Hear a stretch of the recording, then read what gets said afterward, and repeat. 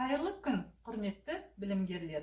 Мен Талдықорған жоғары политехникалық колледжінің педагогика және психология пәндерінің оқытушысы Рүстембекова Айжан Мақсұтовнамын. Бүгінгі біздің сабағымыздың тақырыбы оқытушының сөйлеу мәдениеті педагогикалық шеберліктің негізі деп аталады.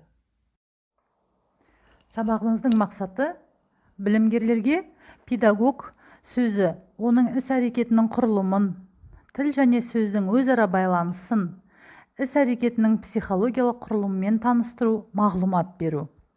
Сабақ барысында игерілетін құзыреттіліктер: білімгер педагог сөзінің маңызын түсінеді, сөз мәдениетін меңгеруді үйренеді, сөйлеу техникасын игеруді үйренеді. Қазақ халқының атақты педагогі Ахмет Байтұрсынов: мектептің жаны мұғалім. Мұғалім қандай болса, мектеп сондай болмақшы. Яғни, мұғалім білімді болса, ол мектептен балалар көбірек білім алып шықпақшы. Солай болған соң, ең әуелі мектепке керегі білімді, педагогика, методикадан хабардар, жақсы оқыта білетін мұғалім деп айтқан екен. Ал орыстың атақты ғалымы педагог Антон Семенович Макаренко мұғалімнің сөйлеу қасиетіне былай деп мән береді: оқушылар сіздің сөзіңізден өзіңіздің еркіңізді, сіздің мәдениетіңізді, жеке ерекшелігіңізді сезіне алатындай болуы керек. Өз сабағына жан тәнімен берілген мұғалім шын жүректен шыққан жалынды сөзі арқылы оқушыларды еліктіре, баурап әкетеді. Енді сабағымызды бастаймыз. Өткен тақырыпты қайталау кезеңі. Төмендегі сұрақтарға жауап беріңіздер. Педагогикалық мамандықтың негізгі мақсаты қандай?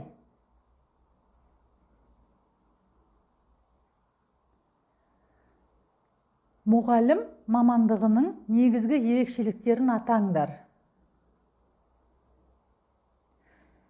Педагогикалық процесті басқару үшін мұғалімге қандай қасиеттер қажет деп ойлайсыңдар?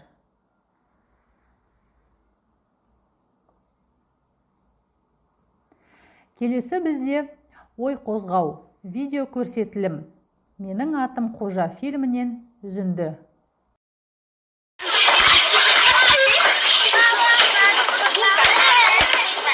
Сәлеметсіңдер ме?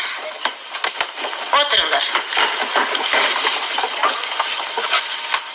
Кезекшігім, бүгін сабаққа келмегендер бар ма?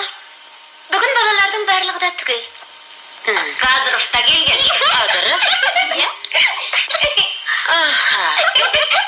Сенімен біз таныс емеспіз бе?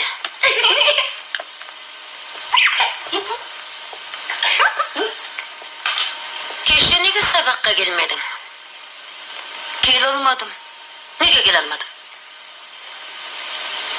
Диірменге барып еді. Диірменге немен іздеп бардың? Балық ұстауға. Тыныш балалар. Оқу басталған күннен бүйтесің. Қадамың жақсы екен. Отыр. Ол үйіне де қонған жоқ. Отыр, жантасы. Ой, кнопка. Қадыров, сен бе? Мен?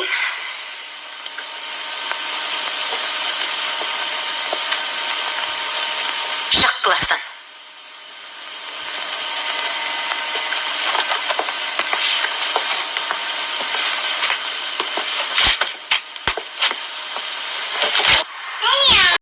Жаңа тақырыбымызға көшеміз. Адамдардың бір-бірімен қарым-қатынас құралдарының ішінде өмірде кең қолданылатыны және аса маңыздысы тіл. Сөйлеу тек адамға ғана тән. Адам тіл арқылы бір-бірімен қатынаса алады.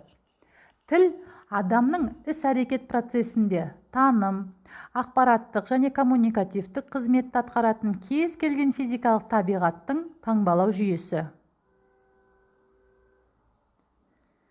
Педагогикалық шеберліктің маңызды бөліктерінің бірі сөз мәнері мәдениеті болып табылады. Сөз мәнері педагог үшін оқу материалын тарату және тәрбиелік өзара қарым-қатынас құралы болып саналады. Орыстың атақты педагогі Сухомлинский: сөз ең маңызды педагогикалық құрал, оны еш нәрсемен ауыстыра алмайсың деп, оның маңызына ерекше назар аударады. Сөз бен тіл бірге қолданылады, бірақ олар бір емес. Тіл жалпылама қабылданған, мазмұны бекітілген сөз мәнері тәжірибесінде өңделген тілдік белгілер жүйесі. Сөз жекелеген тұлғалардың тілді нақты тәжірибеде қолданатын тілдік іс-әрекеті. Тіл мен сөз мәнері бір-бірін өзара толықтырып отырады. Педагогтың сөйлеу мәнері табиғи және анық болуы тиіс. Мұғалімнің сөйлеу мәнерінде оқушылар жеңіл қабылдайтын қарапайым, күрделі емес сөйлемдер болғаны дұрыс. Сонымен қатар, мұғалімнің сөзі өткір, жалынды, бейнелі, жарқын интонациялы, көркем, эмоциялы, дауысы, яғни дикция ырғағы жағымды, стилистикалық, грамматикалық, фонетикалық ақаулардан таза болуы шарт. Келесі кезекте ассоциация әдісін қолданып, төмендегі сызбаны толтырыңдар. Педагогқа қойылатын талаптар.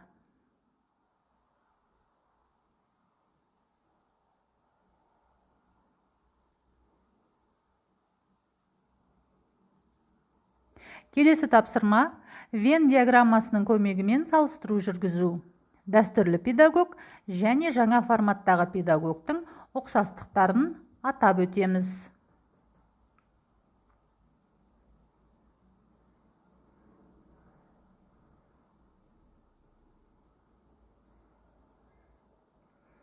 Үйге тапсырма: қазіргі қоғамдағы педагог бейнесі тақырыбына эссе жазу.